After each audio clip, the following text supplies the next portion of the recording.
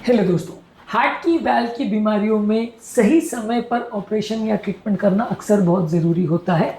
बहुत जल्दी सर्जरी करना भी नुकसान का सौदा हो सकता है और बहुत लेट सर्जरी करना भी नुकसानदायक हो सकता है। आज जानने का प्रयास करेंगे कि ज़्यादा सर्जरी लेट करने से क्या क्या प्रॉब्लम्स आ सकती है।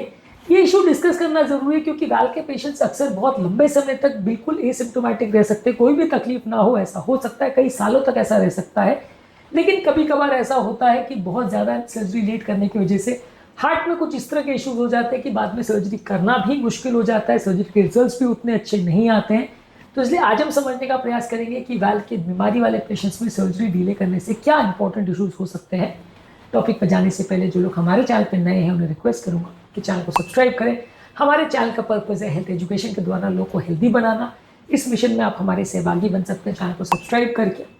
टॉपिक के दौरान कुछ साइंटिफिक फैक्ट्स, कुछ प्रैक्टिकल यूटिलिटी की बात है, कुछ साइंटिफिक स्टडीज़ के बारे में और हमारा इस मामले में क्या एक्सपीरियंस और वर्डिक्ट है, ये सारी चीज़ आपको बताऊंगा।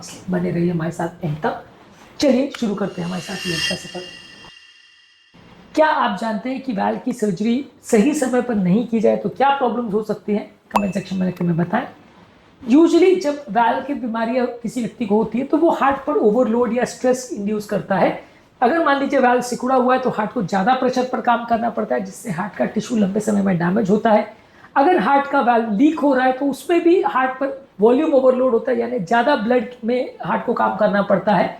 यानी कि अगर हार्ट की कैपेसिटी 1 लीटर की है और वो 2 लीटर या 4 लीटर में काम कर रहा है तो एक तरह से वो ओवर डायलेट होगा, ओवर स्ट्रेच होगा और उसके डैमेज होने का चांस बढ़ जाएगा। ये वैसे ही कि जैसे अगर एक ब्रिज है जिसकी कैपेसिटी बहुत कम है, उसमें बहुत ज़्यादा अगर काम करवाते रहो, खासकर तब जबकि ब्रिज में क्रैक्स हो गए तो उसके कोलैप्स होने के चांस बढ़ जाते हैं। या एक गुब्बारे को बहुत ज़्यादा खींचते रहोगे तो उसके फटने के चांस बढ़ जाते हैं, उसके परमानेंटली खराब होने के चांस बढ़ जाते हैं। तो अमेरिकन कॉलेज ऑफ कार्डियोलॉजी के एक आर्टिकल में 2018 में दिखाया गया था कि एओर्टिक वाल्व के रिप्लेसमेंट में अगर सर्जरी डिले की जाती है तो हार्ट फेलियर होने का चांस 30% तक बढ़ सकता है। और जैसे जैसे हार्ट फेलियर होता है ऑपरेशन का रिस्क बढ़ जाता है, सक्सेस रेशियो कम हो जाता है। यानी कि बहुत लंबा सर्जरी में डिले होने से हार्ट फेलियर जब बिगड़ जाता है तो उस समय सर्जिकल रिस्क बढ़ जाता है। यानी स्टेबल पेशेंट में जब आप सर्जरी करोगे तो मृत्यु दर मान लीजिए अगर 5% है, वही पेशेंट में जब आप हार्ट फेलियर बिगड़ जाएगा फिर सर्जरी करने जाओगे तो मृत्यु दर 10-15%, 20% तक भी जा सकता है। तो डिले करने से कई बार फायदे के बदले नुकसान हो सकता है। 2020 में सर्कुलेशन में एक आर्टिकल पब्लिश हुआ था जहां बताया गया था कि लेट सर्जरी करने से माइटल रिगर्गिटेशन वाले पेशेंट में हार्ट फेलियर की हॉस्पिटलाइजेशन का रेट 25% तक बढ़ जाता है। उनका हॉस्पिटलाइज ज़्यादा देर तक उनको रहना पड़ता है जब उनको ट्रीटमेंट की जरूरत पड़ती है। तो इसके अलावा बहुत लेट सर्जरी करने से सर्जरी के दौरान कॉम्प्लिकेशन का रेशियो भी बढ़ जाता है। 2019 में यूरोपियन हार्ट जर्नल में एक आर्टिकल में पब्लिश हुआ था कि अगर किसी व्यक्ति का सीवियर वाल्व का प्रॉब्लम है तो जल्दी अगर सर्जरी की जाए तो पेरी ऑपरेटिव यानी ऑपरेशन के दौरान कॉम्प्लिकेशन या प्रॉब्लम होने का चांस 40% तक कम हो सकता है। उसी पेशेंट में लेट सर्जरी करने से रिस्क बढ़ जाता है।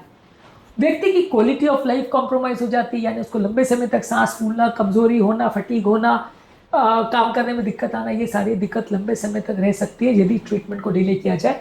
तो मान लीजिए किसी को वाल्व का प्रॉब्लम है, उसकी सर्जरी आज अगर जरूरी है और हम उसको लेट करेंगे, 5 साल बाद करेंगे, तो ये 5 साल में वो ज़्यादा काम फिर नहीं कर पाएगा, अपना जीवन व्यापन नहीं कर पाएगा, कमाई नहीं कर पाएगा, रिस्क बढ़ेगा, बार बार हॉस्पिटलाइज होगा, ये सारी चीज़ें उसको प्रॉब्लम होती रहेगी। वही सर्जरी जो 5 साल बाद करनी है अगर पहले कर दो तो अच्छा है। मैं बिल्कुल ऐसा नहीं कह रहा हूँ कि प्री मैच्योरली कर दो सर्जरी, की वाल्व का प्रॉब्लम ज़्यादा नहीं है फिर भी कर दो, वैसा नहीं। पर लेकिन अगर प्रॉब्लम ज़्यादा है और सर्जरी लगेगी तो सही समय पर सर्जरी करना जरूरी है। बहुत लेट करने से नुकसान होता है, बहुत जल्दी करने से उतना फायदा नहीं होता। लंबे समय में हार्ट में प्रेशर या वॉल्यूम ओवरलोड होने से हार्ट के फाइबर्स में परमानेंट डैमेज हो जाता है, जिससे कि लॉन्ग टर्म प्रॉब्लम्स होने का रिस्क बढ़ जाता है। लंबे समय में हार्ट में खिंचाव तनाव होने से हार्ट के रिदम या कंडक्शन वायर जो होते हैं वो भी डैमेज हो जाते हैं, जिससे हार्ट में रिदम रिलेटेड प्रॉब्लम्स खासकर एट्रियल फिब्रिलेशन हो सकता है और इससे हार्ट फेलियर होने का चांस, हार्ट में क्लॉट बनने का चांस और लकवा होने का चांस कई गुना बढ़ जाता है। जर्नल ऑफ थोरेसिक और कार्डियोवास्कुलर सर्जरी में एक आर्टिकल पब्लिश हुआ था जिसमें बताया था कि एट्रियल फिब्रिलेशन का रिस्क 15% बढ़ जाता है यदि माइट्रल वाल्व रिपेयर लेट किया जाए तो। इसके अलावा ओवरऑल मृत्यु दर बढ़ जाता है यदि किसी व्यक्ति का अगर सर्जरी लेट किया जाए तो। इसके अलावा अगर लॉन्ग टर्म सर्वाइवल को हम कंपेयर करें तो सीवियर वाल्व की प्रॉब्लम वाले पेशेंट्स में यदि जल्दी सर्जरी करी जाए तो सक्सेस अच्छा रहता है। New England journal of medicine में एक आर्टिकल में पब्लिश हुआ था कि अर्ली सर्जरी अगर सीवियर एओर्टिक स्टेनोसिस पेशेंट में करें तो 5 साल का सर्वाइवल रेट 92% रहता है और अगर लेट किया जाए तो 75% रहता है, यानी 17% का फर्क देखने को मिल सकता है, यानी सिग्निफिकेंट फर्क देख सकते हो आप यदि पेशेंट की हालत बिगड़ने का आप वेट करते हो तो। इसके अलावा ओवरऑल एक साइकोलॉजिकल बर्डन भी हो जाता है, क्योंकि व्यक्ति और उसकी फैमिली में कंटिन्यूसली फियर, एंग्जाइटी और घबराहट बनी रहती है कि उनके घर में प्रॉब्लम हो जाएगी। तो फैमिली में एक फियर फैक्टर लंबे समय तक चलता रहता है अगर किसी व्यक्ति का सर्जरी बहुत ज़्यादा डिले किया जाए। इसके अलावा कई बार ये हार्ट फेलियर सडनली इतनी जल्दी बिगड़ जाता है कि आपको टाइम नहीं देता है। ये टॉपिक मेरा बनाने का रीज़न भी ये था कि पिछले हफ्ते 10 दिन में ऐसे 2-3 पेशेंट मेरे पास आए जो पहले बहुत साल तक स्टेबल थे और सडनली वो इतना बिगड़ गए कि बाद में हम उनकी सर्जरी कर ही नहीं पाए। इनमें से एक पेशेंट की हमने इमरजेंसी में सर्जरी करी भी, लेकिन उनकी हालत इतनी ज़्यादा बिगड़ चुकी थी और वो मल्टी ऑर्गन फेलियर में चले गए थे कि हम उनको नहीं बचा पाए। तो ये इस वीडियो को बनाने के पीछे एक मेरा इंपॉर्टेंट कारण था कि इस तरह के पेशेंट कई बार जब सडन फेलियर में जाते हैं तो हम उन्हें संभाल नहीं पाते हैं, और फिर उसके बाद अगर हम इमरजेंसी सर्जरी करते भी हैं तो मृत्यु दर बहुत ज़्यादा होता है। तो इसलिए बिगड़ने का वेट नहीं करना चाहिए। अगर हम बिगड़ने का वेट करते हैं तो अक्सर कई बार संभलने का मौका नहीं मिलता है और मृत्यु दर ऑपरेशन के दौरान या ऑपरेशन के बाद भी कई गुना बढ़ जाता है। कई बार ऐसी हालत में पेशेंट पहुंच जाता है कि ऑपरेशन हो ही नहीं पाता है। तो ये भी समझना जरूरी है कि ये बीमारी कई बार संभलने का मौका नहीं देती है, इसलिए भी सर्जरी को बहुत ज़्यादा डिले करना नुकसानदायक हो सकता है। इस मामले में हमारा फाइनल वर्डिक्ट ये है कि सर्जरी को सही टाइम पर करना चाहिए। यदि सीवियर वाल का प्रॉब्लम है तो बहुत जल्दी नहीं, लेकिन बहुत लेट भी नहीं, एक बैलेंस डिसीजन लेना चाहिए। व्यक्ति को अगर सिम्टम स्टार्ट हो गए हैं और अगर व्यक्ति को ऐसा लग रहा है डिटोरेशन होने के चांस है तो रेगुलर फॉलोअप में रखना चाहिए, और अगर डिटोरेशन होना चालू हो जाए तो तुरंत सर्जरी कर लेना चाहिए।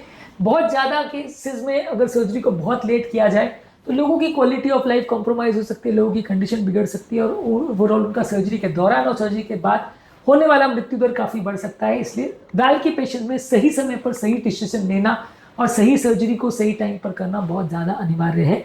इस मामले में आपका क्या ओपिनियन है और आपका क्या एक्सपीरियंस है, कमेंट सेक्शन में लिखकर मैं बताएं। उम्मीद करूंगा कि आज के टॉपिक में कुछ नई बातें जानने को मिली होगी। जो लोग हमारे चैनल पर नए हैं उन्हें रिक्वेस्ट करूंगा कि चैनल को सब्सक्राइब करें।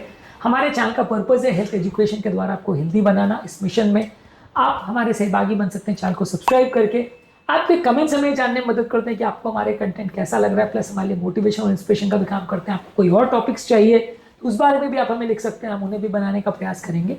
टॉपिक एंड करने से पहले आपसे रिक्वेस्ट करूंगा कि चैनल को देखते रहिए, वीडियोस को शेयर करते रहिए, कमेंट्स करते रहिए और हेल्थ के सफर में हमारे साथ आगे बढ़ते रहिए।